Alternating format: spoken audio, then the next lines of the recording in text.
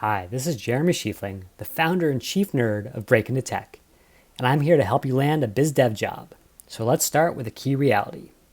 Unlike product management or sales, there just aren't that many true biz dev jobs out there, which makes sense because biz dev deals are so complex that you want to be really careful lining up the exact right partnerships instead of just wheeling and dealing left and right.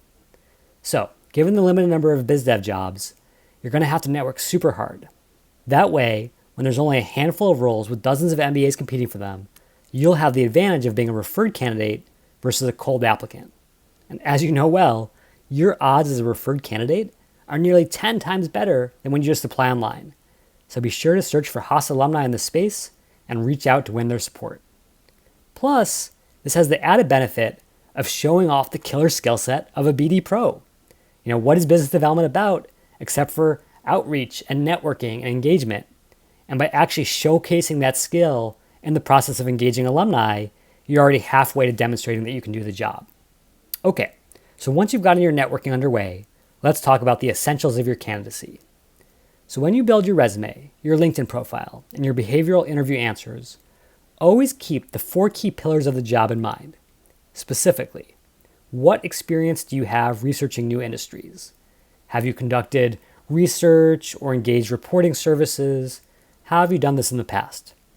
Number 2, what experience do you have reaching out to leaders in these industries? Have you engaged with high-level execs or biz dev folks in sales or partnership opportunities in the past? Number 3, what experience do you have negotiating deals with these leaders? So going beyond just idle chit-chat to actually putting a proposal on the table and getting buy-in from the other side. And then fourth and finally, what experience do you have rolling up your sleeves and bringing those deals to life? So actually conducting the product management part of the deal, not just the sort of design and creativity behind it. So if you can build your resume bullets and behavioral interview stories around those 4 pillars, you're going to have a really solid foundation from which to launch your candidacy. And here are some examples to get you inspired.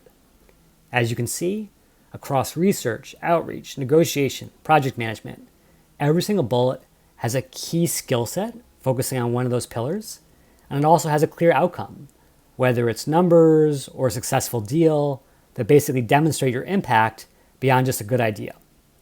And so once you've got those bullets and stories ready, it's time to help prep for the case interview.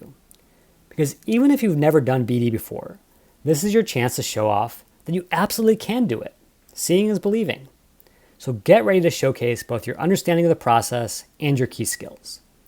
In this case, let's say you're asked how Lyft can use BD to drive the growth of its enterprise customers, a profitable market that's currently dominated by Uber. Well, in this case, you want to start by thinking about potential industries to engage with. While some immediate suspects like car rental firms may be too directly competitive, you'll soon realize that there are a number of travel-related industries that are much more complementary to Lyft. For instance, hotels and airlines package neatly with a Lyft offering, and Lyft's strength, its massive revenue growth, provides a direct salve for airlines' weakness, flatlining revenue, which of course is why they're always working so hard to start charging you for things that you used to get for free.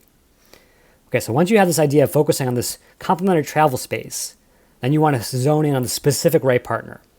And if you choose airlines, you may want to choose Southwest for a couple of reasons. Number 1, its quirky brand is a nice match for Lyft's, so it feels very aligned that way.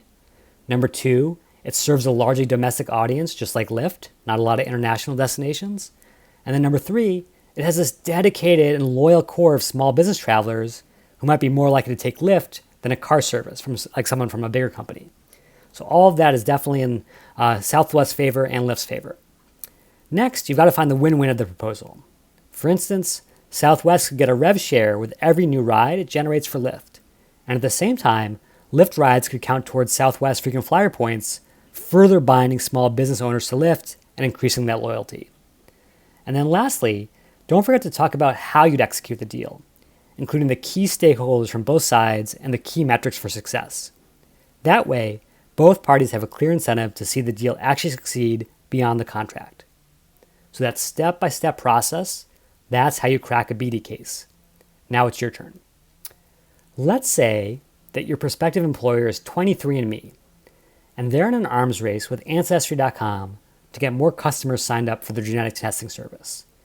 While they can certainly grow dollar by dollar, marketing campaign by marketing campaign, is there any way to leverage BD to hyper accelerate this growth, to scale even more quickly? Again, you want to think through potential partner industries, whether they have an incentive or disincentive to collaborate, and then what specific deal terms would get both parties a huge victory against their potential weaknesses. Or better yet than practicing on your own, practice with a friend who's also interested in biz dev, or even a Haas industry expert. And then go beyond this question to Glassdoor and find a ton more to take your practice to the next level. So good luck with your practice, good luck with your interviews, and here's wishing you tremendous success in the BD world.